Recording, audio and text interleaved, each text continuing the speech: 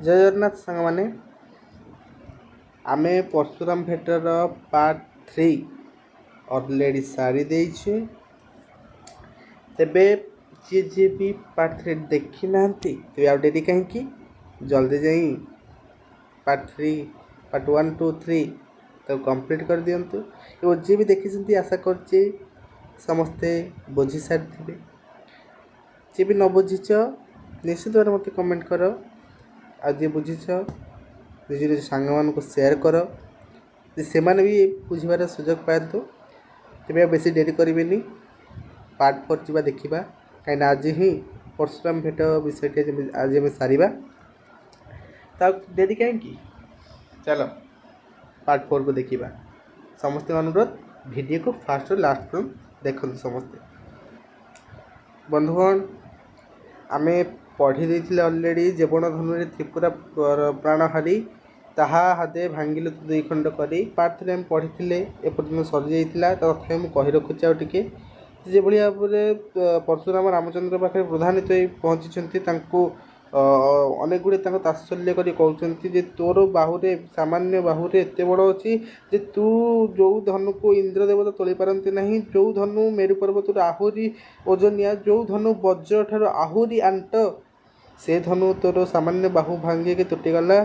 से जो धनु त्रिपुरासुर प्राणर नाशर कारण थिला जो ताहाकू हृदय सह 2 खंड भांगीदेलु ताकू 2 खंड कौन बेनिफाल करदेलु।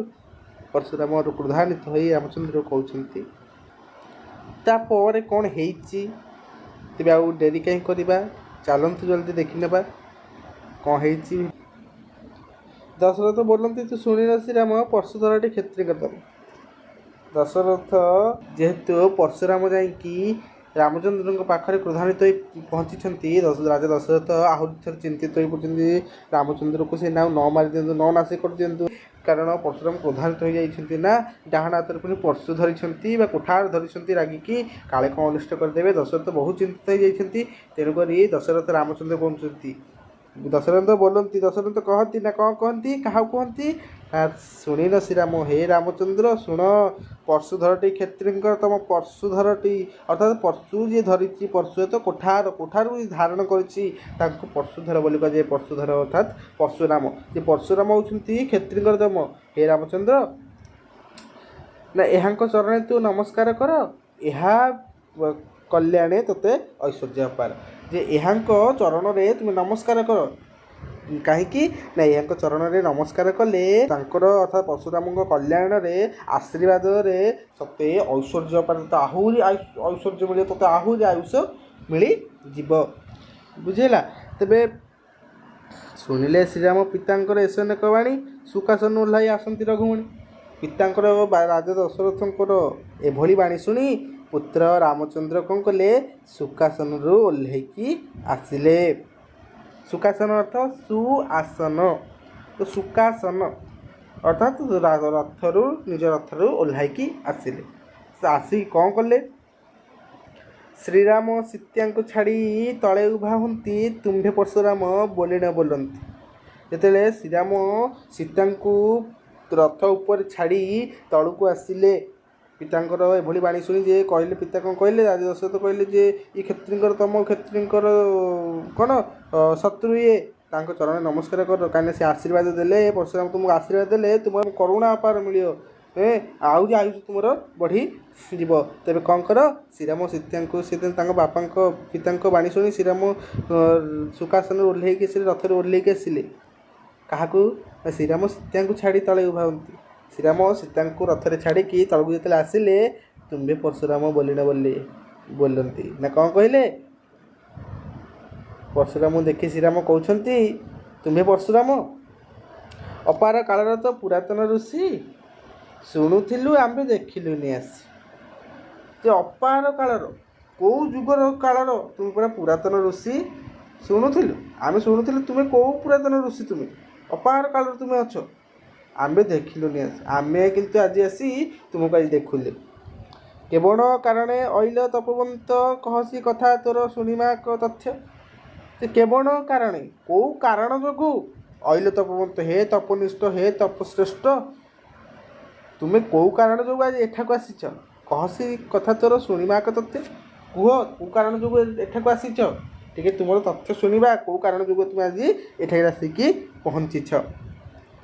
ରାମ ବୋଇଲେ ଶୁଣ ଭୃଗୁପତି କରସି ଯେ ଅବା ତୋହର ମିଳଇ ଯୁଗତି। ରାମ କହିଲେ ହେ ଭୃଗୁପତି ହେ ପରଶୁରାମ। ଭୃଗୁପତି କିଏ ନା ପରଶୁରାମ। ହେ ପରଶୁରାମ କରସି ଯେ ଅବା ତୋହର ମିଳଇ ଯୁଗତି। କ'ଣ ତୋହର ଯୁଗତି କରସି ଯେ ଅବା ତୋହର ସେମିତି କର୍ମ କଲେ ତୋର ଆଜି କ'ଣ ଆଜି ଦର୍ଶନ ମିଳିଛି। ତେବେ କୁହ କ'ଣ ପାଇଁ ଏଠାକୁ ଆସିଛ। ଏ ମୋହର ଶିର ଛେଦିବୁ କୋଠାରେ ତୋତେ କୋପମନ ନାହିଁ ମୋର ପରଶୁ ଧରେ। ଏ ମୋହର ଶିରକୁ ଛେଦିବୁ କୋଠାରେ ତୋର କୋଠାରରେ ତୁମର ପରଶୁରେ ମୋତେ ଆଘାତ କରିବୁ ମୋ ଶିରକୁ ଛେଦନ କରିବୁ ତୋତେ କୋପମନ ନାହିଁ ମୋର ପରଶୁ ଧରେ। ତୁ ଛେଦନ କରିବା ପାଇଁ ଭାବୁଛୁ ତେବେ ମୋର କୋପ ମଧ୍ୟ ତୁ ବୋଧେ ଜାଣି ନାହୁଁ। କିଏ ରାମଚନ୍ଦ୍ର କହୁଛନ୍ତି କାହାକୁ ନା ପରଶୁରାମକୁ। ଗୋରୁ ବ୍ରାହ୍ମଣେ ମୁଁ ନ କରଇ ରୋଷ ତେଣୁ ସେ କୋପ ତୋତେ ନାହିଁ ଅମରିଷ। ନା ଗୋରୁ ବ୍ରାହ୍ମଣ ରାମଚନ୍ଦ୍ର କହୁଛନ୍ତି ଗୋରୁ ବ୍ରାହ୍ମଣ ମୁଁ ନ କରଇ ରୋଷ କିନ୍ତୁ କ'ଣ ଗୋରୁ ଅର୍ଥାତ ଗୋମାତା ଗାଈ ଏବଂ ବ୍ରାହ୍ମଣ ମୁଁ ଗୋରୁ ବ୍ରାହ୍ମଣଙ୍କୁ ଉପରେ ରାଗେ ନାହିଁ ତାଙ୍କୁ କ୍ଷତି ପହଞ୍ଚାଏ ନାହିଁ ତାଙ୍କୁ କ୍ଷତିଗ୍ରସ୍ତ କରେ ନାହିଁ। ତେଣୁ ସେ କୋପ ତୋତେ ନାହିଁ ଅମରିଷ। ତେଣୁ କରି ତମକୁ ରାମଚନ୍ଦ୍ର ପରଶୁରାମ କହୁଛନ୍ତି ତମକୁ ହେ ଅମରିଷ ହେ ଅମର ପ୍ଲସ୍ ଋଷି। ଅମରିଷ ସନ୍ଧି ବିଚ୍ଛେଦ କଲେ କ'ଣ ଅମର ପ୍ଲସ୍ ଋଷି ତେଣୁ ଅମରିଷ। ପରଶୁରାମ କ'ଣ ଅମର ଏବଂ ଋଷି ସିଏ ତେଣୁ ତାଙ୍କ ନାଁ ହେଉଛି ଅମରିଷ ପରଶୁରାମ ବୋଲି କୁହାଯାଏ। ଯେ ରାମଚନ୍ଦ୍ର କହିଲେ ଗୋରୁ ବ୍ରାହ୍ମଣକୁ ମୁଁ ରାଗେନି ଗୋରୁ ବ୍ରାହ୍ମଣକୁ ଆଘାତ ପହଞ୍ଚାଏନି ତେଣୁ ତୁମେ ଯେହେତୁ ଋଷି ତୁମେ ଜଣେ ବ୍ରାହ୍ମଣ ତୁମକୁ ମୁଁ ଆଘାତ ପହଞ୍ଚାଇବି ନାହିଁ ତୁମ ଉପରେ ମୁଁ କୋପ କରିବି ନାହିଁ। ଯାହା ବୋଲିବୁ ତାହା ପାଳିବଇ ଆଜ୍ଞା ଅଳ୍ପ ମାତ୍ରେ ମୁଁ ନ କରିବି ହବ କି। ଯେ ଯାହା ବୋଲିବୁ ତାହା ପାଳିବି ଆଜ୍ଞା ତୁ ଯାହା କହିବୁ ତୁମର ଆଜ୍ଞାକୁ ମୁଁ ଯଥାତଥ୍ୟ ପାଳନ କରିବି ମୁଁ ସଠିକ୍ ଭାବରେ ପାଳନ କରିବି। ଅଳ୍ପ ମାତ୍ରେ ମୁଁ ନ କରିବି ମୁଁ ଅଳ୍ପ ମାତ୍ର ମଧ୍ୟ ତୁମର ଆଜ୍ଞାକୁ ଅବଜ୍ଞା କରିବି ନାହିଁ। ବୁଝିହେଲା। ତାପରେ କ'ଣ ଦେଲା ଶ୍ରୀରାମ ବଚନ ଏସନେକ ଆର୍ତ ଶୁଣି। ଶ୍ରୀରାମଙ୍କ ବଚନ ଏତନେକ ଶୁଣି ଶ୍ରୀରାମଙ୍କ ବଚନ ଶ୍ରୀରାମଙ୍କ କଥା ଏଭଳି ଭାବରେ ଶୁଣି ଧନୁ ବଢ଼ାଇ ଦେଲେ ଭୃଗୁମଣି ନିଜର ଆଣିଥିବା ଧନୁକୁ ବଢ଼ାଇ ଦେଲେ। କିଏ ନା ପରଶୁରାମ କାହାକୁ ବଢ଼େଇଲେ ନା ରାମଚନ୍ଦ୍ରକୁ ବଢ଼େଇ ଦେଲେ। ଏକଦଣ୍ଡ ଯେବେ ଦେଇପାରୁ ଗୁଣ ଜାଣିମା ତୋହର କେତେ ଅଛି ପ୍ରାଣ। ପରଶୁରାମ କହୁଛନ୍ତି ରାମଚନ୍ଦ୍ରକୁ ଏକଦଣ୍ଡ ସେ ଯେଉଁ କୋଦଣ୍ଡ ଆଣିଛନ୍ତି କୋଦଣ୍ଡ ନାଁ କ'ଣ ନା ବୈଷ୍ଣବ କୋଦଣ୍ଡ ବା ବୈଷ୍ଣବ ଧନୁ କୋଦଣ୍ଡ ଅର୍ଥ ଧନୁ। ସେ ଯେଉଁ କୋଦଣ୍ଡ ଆଣିଛନ୍ତି ଧନୁ ଆଣିଛନ୍ତି କହୁଛନ୍ତି ଯେ କୋଦଣ୍ଡେ ଯେବେ ଦେଇପାରୁ ଗୁଣ ଯଦି ଏଇ କୋଦଣ୍ଡରେ ତୁ ଗୁଣ ଦେଇଦେବୁ ଜାଣିମା ତୋହର କେତେ ଅଛି ପ୍ରାଣ ତାହେଲେ ମୁଁ ଜାଣିବି ତୋର ଶକ୍ତି କେତେ ଅଛି। ବୁଝିହେଲା। ରଘୁନାଥେ ସରାସନ ସର ରହୁଥିବା ଆସନ ଯେତେବେଳେ ସରାସନ ସବୁ ଯେତେବେଳେ ପରଶୁରାମଙ୍କ ପାଖରେ ଥିଲା ପରଶୁରାମଙ୍କ ହାତରେ ଥିଲା ଦେଖିନ ଭୁଜେ ତାହା ନେଲେ ରଘୁନାଥେ। ଦେଖିକି ଯେତେବେଳେ ରଘୁନାଥ ରାମଚନ୍ଦ୍ର ତାଙ୍କ ହାତକୁ ନେଲେ ବାମ ଭୁଜେ ଧରି ନଦିଲେ ବାମ ପାଦ ଗୁଣ ଦିଅନ୍ତେ ପରଶୁରାମ ହୋଇଲେ ତବତ। କ'ଣ କହିଲେ ବାମ ଭୁଜେ ଧରି ନଦିଲେ ବାମ ପାଦ। ଯେମିତି ରାମଚନ୍ଦ୍ର କ'ଣ କଲେ ନା ଯେତେବେଳେ ସରକୁ ନିକ୍ଷେପ କରିବା ପାଇଁ ଯଥାଯୋଗ୍ୟ ଭାବରେ ଧରିଲେ କ'ଣ କଲେ ଧରିଲା ବେଳେ ସବୁ ଠିଆ ହେଇଛନ୍ତି ନା ବାମରେ ଧନୁକୁ ଧରି ଏବଂ ବାମ ପାଦଟି କ'ଣ କଲେ ନା ନଦିଲେ ଅର୍ଥ ଆଗକୁ ଦେଲେ। ଗୁଣ ଦିଅନ୍ତେ ପରଶୁରାମ ହୋଇଲେ ତବତ ଯେତେବେଳେ ଗୁଣ ଦେଉଥିଲେ ପରଶୁରାମ ତବତତ ଆଶ୍ଚର୍ଯ୍ୟ ହୋଇଗଲେ। ସୀତା ଚାହିଁଥିଲେ ସୁଖାସନେ ବସି ପୁଣତ ଶପଥଣୀ ହୋଇଲା ମୋତେ ଆସି। କିନ୍ତୁ ଯେତେବେଳେ ଏ କଥାକୁ ସବୁ ସୀତା ଦେଖୁଛନ୍ତି ସୀତାଙ୍କ ମନରେ ଅନେକ ଗୁଡ଼ିଏ ପ୍ରଶ୍ନ ଆସିଛି ଅନେକ ସନ୍ଦେହର ଜାତ ହୋଇଛି ସୃଷ୍ଟି ହୋଇଛି। ସେ ସୀତା ବସିଥିଲେ ସୁଖାସନେ ରଥରେ ବସି ସୀତା ବସିଥିଲେ ପୁଣି ତ ଶପଥଣୀ ହୋଇଲା ମୋତେ ଭାବୁଛନ୍ତି ଯେ ପୁଣି ଶପଥଣୀ ପୁଣି ସଉତୁଣୀ ବୋଧେ ମୋର ଆସିବ। କାହିଁ ଭାବୁଛନ୍ତି ମୋହର ପିଅର ସେ ଧନୁ ସମର ପିଲା କୋଦଣ୍ଡ ଆମଞ୍ଚଲ ମୋତେ ବିବାହ କଲା। ନା ମୋର ପିଅର ଅର୍ଥାତ୍ ମୋର ପିତା। ପିଅର ଅର୍ଥ କ'ଣ? ପିଅର ଅର୍ଥ ପିତା। ସୀତା ଭାବୁଛନ୍ତି ଯେତେବେଳେ ମୋର ପିତା ଧନୁ ସମର ପିଲା, ଯେତେବେଳେ ଶିବଙ୍କ ଧନୁକୁ ଯେଉଁ ମହେଶ୍ୱରଙ୍କର ଧନୁକୁ ଶିବ ଧନୁକୁ ରାମଙ୍କୁ ବଢ଼ାଇଥିଲେ, ସମର୍ପଣ କରିଥିଲେ, କୋଦଣ୍ଡ ଆମଞ୍ଚଳ ମୋତେ ବିବାହ କଲେ। ରାମଚନ୍ଦ୍ର ସେ କୋଦଣ୍ଡ ବା ସେ ଧନୁକୁ ଆମଞ୍ଚି ବା ସରକୁ ନିକ୍ଷେପ କରି ମୋତେ ବିବାହ ହେଇଥିଲେ। ତେବେ ଏବେ ତ ଏ ଋଷି ଦିଅ ଇ ସରାସନ ଚାପ ଆମଞ୍ଚିଲେ ଦେବ କନ୍ୟା ଦାନ। ତେବେ ଏଇ ଋଷି ଯେତେବେଳେ ରାମଚନ୍ଦ୍ରଙ୍କୁ ସରାସନ ଦେଉଛନ୍ତି ଅର୍ଥାତ୍ ଧନୁ ବଢ଼ାଇ ଦେଉଛନ୍ତି ଗୁଣ ଚଢ଼ାଇବା ପାଇଁ, ତେବେ ଚାପ ଆମଞ୍ଚିଲେ ଯେତେବେଳେ ସରକୁ ପୁଣି ଚାପ ଆମଞ୍ଚିଲେ ଅର୍ଥ କ'ଣ? ଯେତେବେଳେ ସରକୁ ସେ ପୁନର୍ବାର ନିକ୍ଷେପ କରିବେ, ପୁନର୍ବାର କୋଦଣ୍ଡକୁ କ'ଣ ଆମନ୍ତ୍ରଣ କରିବେ, ତେବେ କ'ଣ ପୁନର୍ବାର କନ୍ୟାଦାନ ହେବ, ପୁନର୍ବାର ମୋର ବୋଧେ ସୌତୁଣୀ ଆସିବ। କିଏ ଭାବୁଛନ୍ତି? ସୀତାଙ୍କ ମନରେ ପ୍ରଶ୍ନ ବାହାରୁଛି। ସୀତା ଭାବୁଛନ୍ତି ମାସେ ପାଖେ ହେ ନୋହିଲା ମୋତେ ସୁସ୍ଥ, ପୁଣି ତ ସପତଣୀ ବିହିଲା ବିଧାତା। ଯେ ମାସେ ପାଖେ ନୋହିଲା ମୋତେ, ମାସେ ବିବାହ ହେବାର ଆମର, କିନ୍ତୁ ପୁଣି ତ ସପତଣୀ ବିହିଲା ବିଧାତା। କିନ୍ତୁ ବିଧାତା କ'ଣ କଲା? ପୁନର୍ବାର ମୋର ଆଉ ଗୋଟେ ସୌତୁଣୀକୁ ମୋ ପାଖକୁ ବୋଧେ ପଠେଇଲା। ଶ୍ରୀରାମ ସତ୍ୟ କଲେ ଅଗ୍ନି ଛୁଇଁ, ନିଶ୍ଚୟ ସପତଣୀ ମୋତେ ନ କରିବା ପାଇଁ। କିନ୍ତୁ ସୀତା ଭାବୁଛନ୍ତି ଆରେ ଶ୍ରୀରାମ ପରା ମୋତେ ଅଗ୍ନି ଛୁଇଁ ଶପଥ କରିଥିଲେ, ନିଶ୍ଚୟ ସପତଣୀ ମୋତେ ନ କରିବା ପାଇଁ। ଯେ ମୁଁ ତୁମକୁ ଯେହେତୁ ବିବାହ ହେଇଛି, ତୁମ ଛଡ଼ା ଆଉ କେଉଁ ନାରୀକି ଗ୍ରହଣ କରିବିନି। ଯେବେ ତ ଧନୁ ରାମ ଧରନ୍ତି ଆଗୁସାର, ସତ୍ୟ ପୁରୁଷଙ୍କ ଏମନ୍ତ ବିବାହ। ସୀତା କହୁଛନ୍ତି ଯେ କ'ଣ ଏମିତି ମୋତେ ଶପଥ କଲେ ଯେ ମୁଁ ଆଉ କେଉଁ ସ୍ତ୍ରୀକୁ ବିବାହ ହେବିନି। ତେବେ ଯେମିତି ଧନୁ ରାମ ଧରନ୍ତି ଆଗୁସାର, ଧନୁକୁ କ'ଣ ଆଗୁଆ ଧରି ପକେଇଲେ, ଧନୁକୁ ତାଙ୍କଠୁ ଆଗୁଆ ଧରି ପକେଇଲେ। ଅସତ୍ୟ ପୁରୁଷଙ୍କର ଏମନ୍ତ ବିବାହ। ଅସତ୍ୟ ପୁରୁଷ ରାମଚନ୍ଦ୍ର ବୋଧେ ଅସତ୍ୟ ପୁରୁଷ, ଆଉ ସେଇଥିପାଇଁ ଅସତ୍ୟ ପୁରୁଷଙ୍କର ଏଇଭଳି ବ୍ୟବହାର। ଆଉ କିଏ ଭାବୁଛନ୍ତି? ସୀତା ଭାବୁଛନ୍ତି ଏମନ୍ତ କଥା ସତୀ ମନେ ବିଚାରିଲେ, ବିହି ଜାଲି ଅଛି ବୋଇଲେ। ଯେ ଏମନ୍ତ କଥା, ଏଇଭଳି ଭାବରେ କଥା ସତୀ କ'ଣ ଅସତ୍ୟ ଅର୍ଥ କିଏ? ନା ସୀତା ମନେ ବିଚାରୁଛନ୍ତି, ମନେ ଭାବୁଛନ୍ତି, ବିହି ଜାଲି ଅଛଇ ବୋଇଲେ। ଏବଂ କହୁଛନ୍ତି, ଶେଷରେ କହୁଛନ୍ତି ହଉ ବିଧାତା ଯାହା ଲେଖିଅଛି ତାହା ହିଁ ହେବ। ବିଧାତାର କଥାକୁ ବା କିଏ ନ କରିବ? ବିହି ଜାଲି ଅଛି ତାହା ବୋଇଲେ। ହଉ ବିଧାତା ଯାହା ଲେଖିଅଛି ତାହା ହିଁ ହେବ। ବୁଝିଲେ ସମସ୍ତେ? ତୁ ଚାଲ। ଏଥୁ ଅନନ୍ତରେ ଶ୍ରୀରାମ ଧନୁ ଧରି ଦକ୍ଷିଣ କର୍ଣ୍ଣ ପର୍ଯ୍ୟନ୍ତ ଆଣିଲେ ଉଛୁ। ଏଇଭଳି ଭାବରେ ଶ୍ରୀରାମ କ'ଣ କଲେ? ଧନୁକୁ ଧରି କ'ଣ କଲେ? ଦକ୍ଷିଣ କର୍ଣ୍ଣ ପର୍ଯ୍ୟନ୍ତ ଆଣିଲେ ଉଚିତ। ଦକ୍ଷିଣ କର୍ଣ୍ଣ ଡାହାଣ ପଟ କାନ ପର୍ଯ୍ୟନ୍ତ ସରକୁ କ'ଣ ଭିଡ଼ିକି ଆଣିଲେ। ଡାହାଣ ପଟ କାନ ପର୍ଯ୍ୟନ୍ତ ନିଜ ସରକୁ ଭିଡ଼ିକି ଆଣିଲେ। ପର୍ଶୁ ନାରାଜେ ଦେଲେକ ବଢ଼ାଇ, ତାହା ରଘୁନାଥ ଗୁଣରେ ବସାଇ।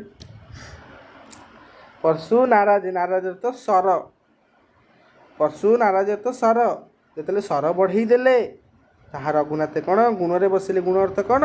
ଯେଉଁ ଧନୁରେ ଯେଉଁ ଗୁଣ ଦେଇଥିଲେ ବା ସୂତା ଯେଉଁ ବାନ୍ଧିଥିଲେ, ଯେଉଁ ଧନୁ ସୂତା ବନ୍ଧା ହେବ, ଯାହା ମାଧ୍ୟମରେ ସରଟି ରଖାଯିବ ଏବଂ ଛଡ଼ାଯିବ। ତ ସେଇ ଯେଉଁ ଗୁଣରେ ପରଶୁରାମ ଦେଇଥିବା ନାରାଜ ବା ସରକୁ ବସାଇଲେ। ହସିଣ ବୋଲନ୍ତି ପର୍ଶୁ ବିନ୍ଧିବା କାହିଁକି, ଇହଲୋକ ପରଲୋକ ବୋଲିବ ଯହିଁକି। ହସିକି ବୋଲନ୍ତି, କିଏ ବୋଲନ୍ତି? ନା ରାମଚନ୍ଦ୍ର ହସିକି କହନ୍ତି ପର୍ଶୁ ବିନ୍ଧିବା କାହିଁକି? ହେ ପରଶୁରାମ କୁହ, କେଉଁଠିକି ମୁଁ ନିକ୍ଷେପ କରିବି? ଏ ସରଟି ଯେଉଁ କେଉଁଠିକି ମୁଁ ନିକ୍ଷେପ କରିବି? ଇହଲୋକ ପରଲୋକ ବୋଲିବ ଯହିଁକି। ତୁମେ ଇହଲୋକ ପରଲୋକ ଯେ ସ୍ୱର୍ଗ ମର୍ତ୍ତ୍ୟ ଯେଉଁଠିକି କହିବ ମୁଁ ସେଠିକି ଭେଦନ କରିବି। ଇହଲୋକ ଅର୍ଥ ମର୍ତ୍ତ୍ୟ, ପରଲୋକ ଅର୍ଥ ସ୍ୱର୍ଗ। ଯେ ତୁମ ସ୍ୱର୍ଗ ମର୍ତ୍ତ୍ୟ ଯେଉଁଠିକି କହିବ ମୁଁ ସେଠିକି ଭେଦନ କରିବି, ସେଠିକି ନିକ୍ଷେପ କରିବି ସର। ଭୃଗୁପତି ବୋଇଲା ପରଲୋକ ଭେଦ, ଏ ମୋହର ଦୁସ୍ତର ପାପ ଭାର ଛେଦ। ଭୃଗୁପତି ପରଶୁରାମ କହିଲେ, ହେ ଶ୍ରୀରାମ ତୁମେ ଏ ସରଟି ପରଲୋକକୁ ଭେଦନ କରି ଏ ମୋର ସମସ୍ତ ପାପ ଭାରକୁ ଛେଦନ କରିଦିଅ। ଏ ମୋର ସମସ୍ତ ପାପକୁ ତୁମେ ହରଣ କରିନିଅ। ବ୍ରାହ୍ମଣ ହୋଇଣ ମୁଁ କ୍ଷତ୍ରିୟ ବଧ କଲି, ଅହନ୍ତାଏ ଅନେକ ମନୁଷ୍ୟ ମାଇଲି। ନା କ'ଣ ପାଇଁ କହୁଛନ୍ତି ନା ମୁଁ ବ୍ରାହ୍ମଣ ହେଇକି ମୁଁ ଅନେକ ଗୁଡ଼ିଏ କ୍ଷତ୍ରିୟକୁ ବଦ୍ଧ କଲି, ମୁଁ ଅନେକ ଗୁଡ଼ିଏ କ୍ଷତ୍ରିୟକୁ ମାରିଛି, ଅହନ୍ତାଏ ଅନେକ ମଣିଷ ମାରିଲି, ମୁଁ ଅହନ୍ତାରେ ବିନା କାରଣ, ଅହନ୍ତାଏ ଅର୍ଥ ବିନା କାରଣରେ ଅଯଥାରେ ମୁଁ ଅନେକ ଗୁଡ଼ିଏ ମଣିଷକୁ ବିନାଶ କରିଛି। ତେବେ ପରଲୋକକୁ ସେ ସର ନିକ୍ଷେପ କରି ମୋ ସମସ୍ତ ପାପ ଭାରକୁ ଛେଦନ କରି ଦିଅ। ସ୍ୱର୍ଗକୁ ଗଲେ ମୋତେ ଲାଗିବ ଅବଶ୍ୟ ପାପ, ତୁ ସେ ଶ୍ରୀରାମ ହର ମୋହର ତାପ। ଯେ ସ୍ୱର୍ଗକୁ ମୁଁ ଯଦି ଯିବି ଅବଶ୍ୟ ମୋତେ ପାପ ଲାଗିବ। କାହିଁକି ନା ମୁଁ ବ୍ରାହ୍ମଣ ହୋଇକି ଅନେକ ଗୁଡ଼ିଏ ମଣିଷକୁ ମାରିଛି, ଅନେକ କ୍ଷତ୍ରିୟକୁ ବିନାଶ କରିଛି। ତେବେ ତୁ ସେ ଶ୍ରୀରାମ ହର ମୋର ତାପ। ହେ ଶ୍ରୀରାମ, ତୁ ହେଉଛୁ ସେଇ ଯାହା ଯିଏକି ମୋର ସମସ୍ତ ପାପକୁ ହରଣ କରିଦିଅ।